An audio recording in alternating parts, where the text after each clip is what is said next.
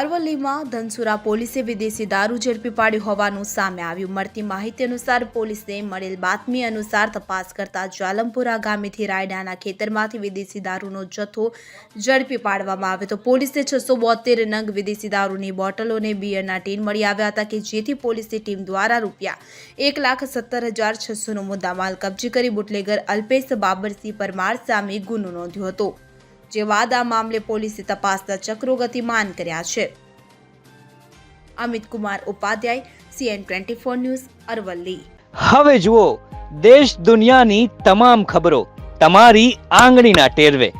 ઉઠાવો મોબાઈલ અને Google Play Store પરથી ડાઉનલોડ કરો અમારી CN24 ન્યૂઝ મોબાઈલ એપ.